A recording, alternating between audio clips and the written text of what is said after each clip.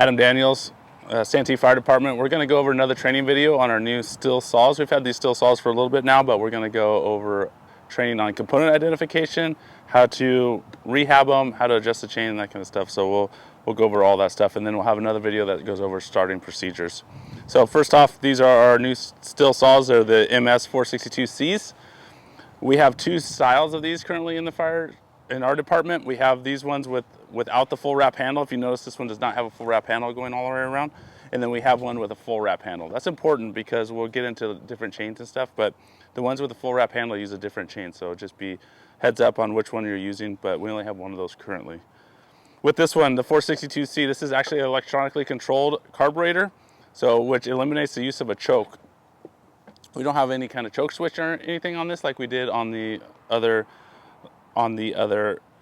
cutter's edge saws. So for your ready to start is going to be all the way down. You pull the trigger, so you pull the throttle, push it all the way down. That's your ready to start position on there. Also, we're going to have it with the chain brake off. This is your chain brake on, chain brake off. Chain brake off is going to be the ready to start position for this saw. Chain brake off, this all the way down, this thing's ready to go. We also have a compression release, so you can push it in if you need the compression release. When it comes out, that means the compression release is off. You can start it either way. Pushing it in makes it easier to pull. Obviously, we have the pull cord. When you're doing your inspections, make sure you have no rips or tears to this cord. Make sure it's in good working order. On our rescue saw, the one with the full wrap handle has a D handle style pull cord. All right, we're gonna take this top cover off and we're gonna access the air cleaner and the spark plug on the saw. You got 3 1/4 turn bolts here. Take a flathead screwdriver. Once those are popped off, then this thing just comes out. So you have air filter here, which is a 1/4 turn on the air filter. If you see on this air filter, it's got a little hose symbol. These are washable air filters. You can wash these air filters with water. They look like paper, but they are washable air filters with water per Stihl.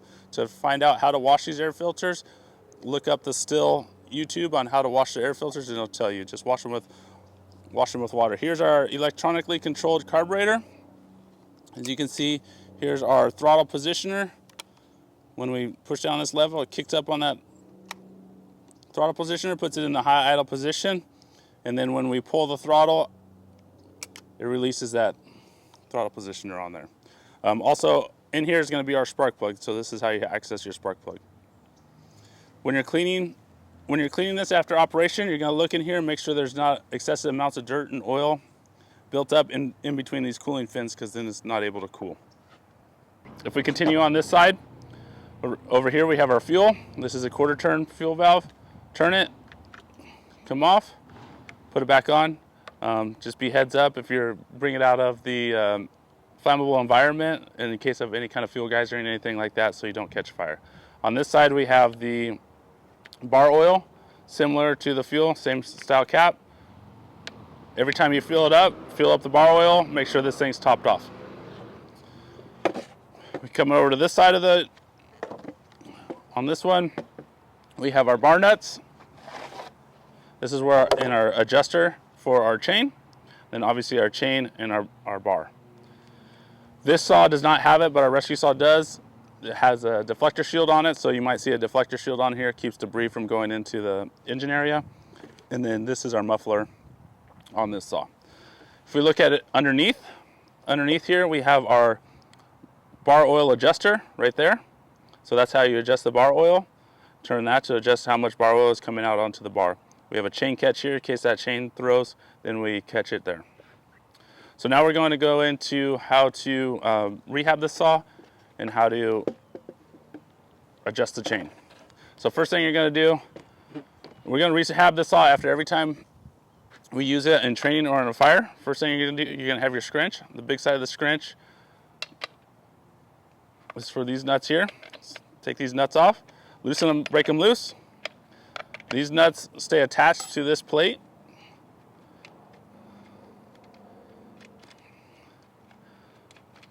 Take them completely off. You can see they stay attached to that plate, so they're going to stay on there. Make sure you set up your stuff so it's nice and organized. When you take this off, you see right here, this is your adjuster that's through the hole right here. This is what's through the hole of the plate. That's where you're going to adjust your chain back and forth. It's kind of nice because on these saws, as opposed to the cutter's edge saw, the adjuster was on the plate itself, so it made it more difficult to adjust. These you can kind of get in the ballpark before you put that plate on, and then you can adjust it. So we're going to take our bar off, and we're going to take our chain off.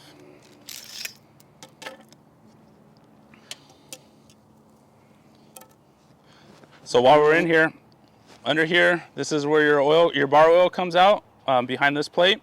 This is the pin that goes into the bar that adjusts the bar back and forth to adjust the tension on the chain.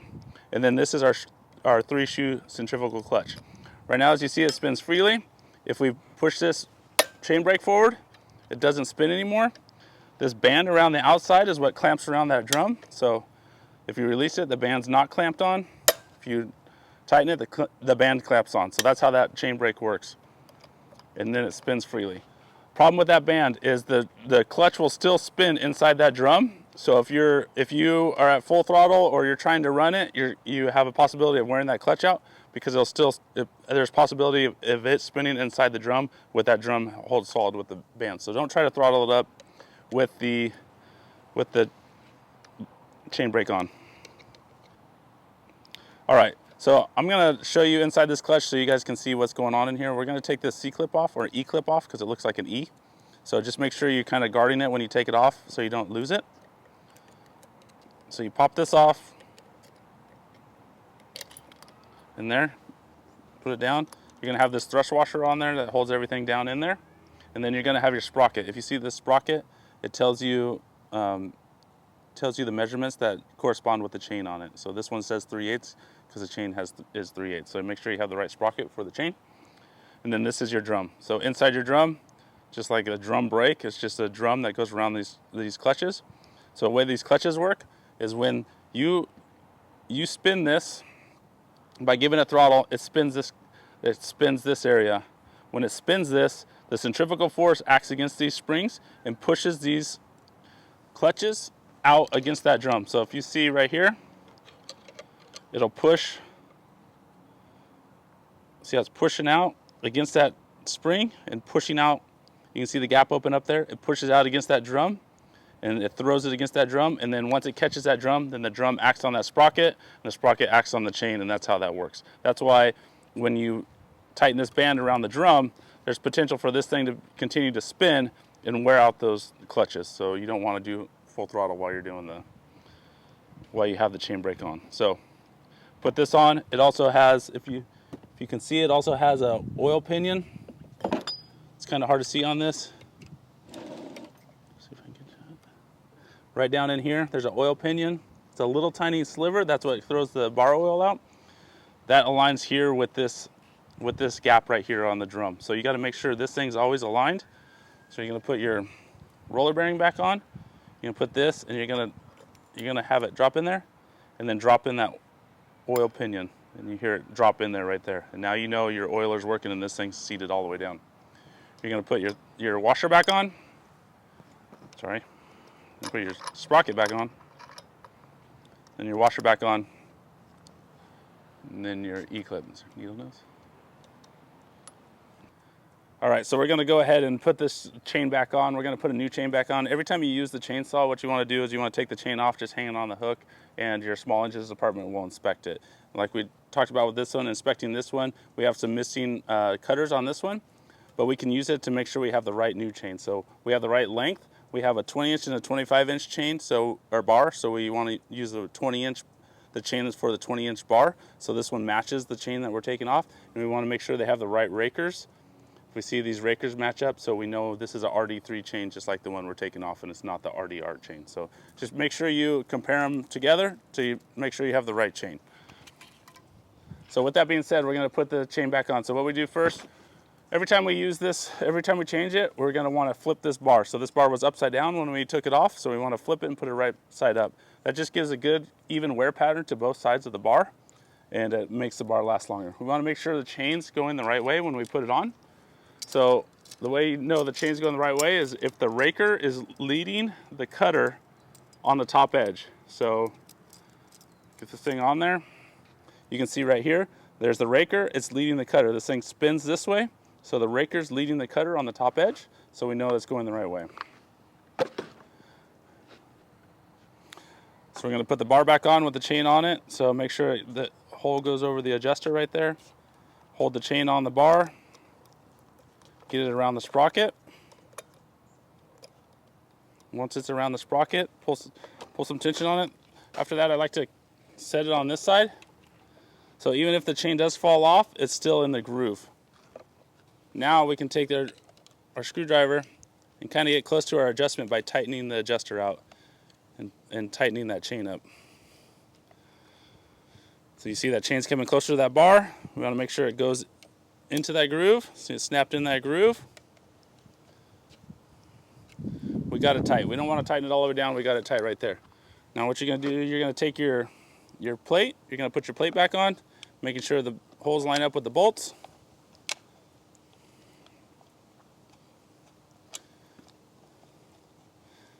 You finger tighten this. It's an important step to make sure you remember you finger tight, the bolts are only finger tight. After that, kind of hold up on the blade a little bit to get it centered, get as tight as you can with your fingers. That way you can still use the adjuster to adjust the tension on the chain before tightening it all the way down. So once it's finger tight, then what I like to do, I make sure the chain breaks off, and then I like to run it down the bar a couple times to make sure it's seated down in that sprocket and seated down in that bar. Then I check the tension. We want it to snap back. We can tighten it up a little bit more. Here, check the tension. Snapping back in place. And it runs nice along the bar there. So after we do that, now don't forget to tighten these nuts back up. Tighten these nuts all the way down. Sometimes when you tighten these nuts, it tightens the chain up on the bar too, so we're going to run it again and check the tension again. We might have to do this a couple times. Tighten those nuts down. Make sure they're tight. Come back here, check the tension, tighten it up a little bit, run it down. Check the tension. Just got a small gap below the drive link there, and it snaps right back into place. Once this is done, then you're going to start the saw, make sure everything's in good working order, and then it's ready to go back into service.